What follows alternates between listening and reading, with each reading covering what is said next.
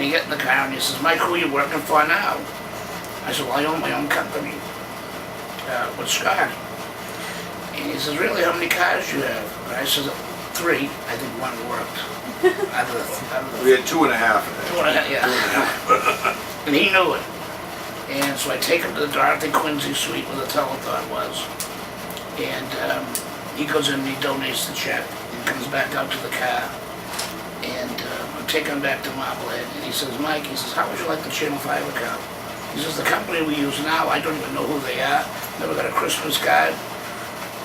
How would you like the account? I said, Mr. Coppersmith, that would be a break of a lifetime for someone in our industry. This is the most popular car. That's an SUV. That holds 6 to 7 people. And that's pretty much replaced the stretch limousine. And years ago, when Bill Clinton got into an SUV down at Martha's Vineyard when he used to vacation down there, I said to Scott, I said, that's going to be the next limousine, is the SUV. And sure enough, we bought 3 or 4, and it turned out to be the next stretch limousine. And a lot of our clients use it. It's not so conspicuous, very inconspicuous, and very private. Larry did all the work for Joe Biden in his 1988 presidential campaign. Larry was the press secretary for that campaign. Larry introduced Scott and I to Joe Biden, and they needed somebody reliable and trustworthy to drive him for his presidential campaign. The Senate officers always call me, Mike, make sure he eats, make sure he has something to eat, because the staff would just push him from one event to another. So I would always get him something to eat, make sure it was in the car, make sure he ate it, and make sure he'd take a nap. Oh, yeah? And one night, I wasn't feeling good, and I would go to McDonald's drive-up with him, and Scott was driving him for a couple of days, and he said, Scott, at the end of the campaign day, he said, Scott, I'm hungry, and I want a nice dinner.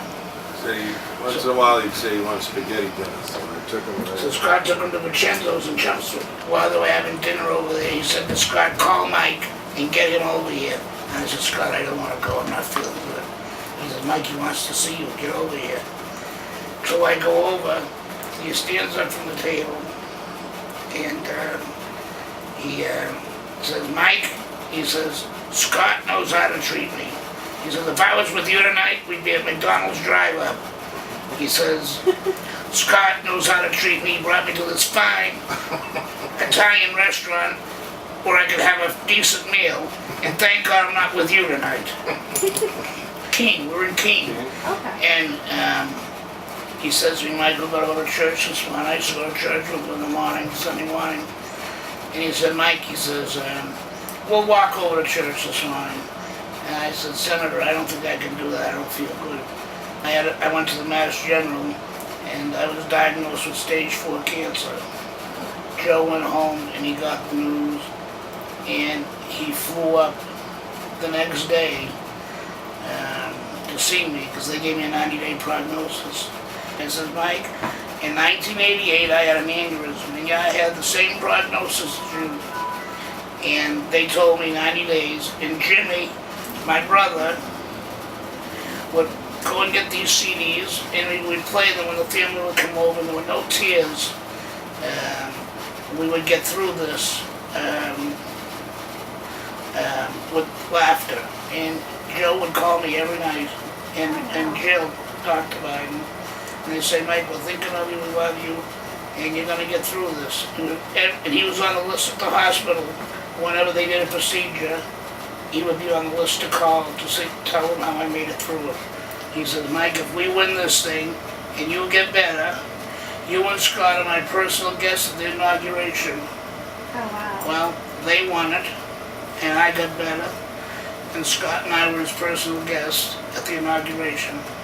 He couldn't have been more supportive. As busy as he is to this day, he couldn't be more supportive. Last Friday night he called me, and he said, Mike, I'm going to be in Boston campaigning for Markey. He said, I want you to meet me at the plane, Air Force Two in Logan, and spend the day with me and go campaigning. And Greg went with me, and we rode in the motorcade with him.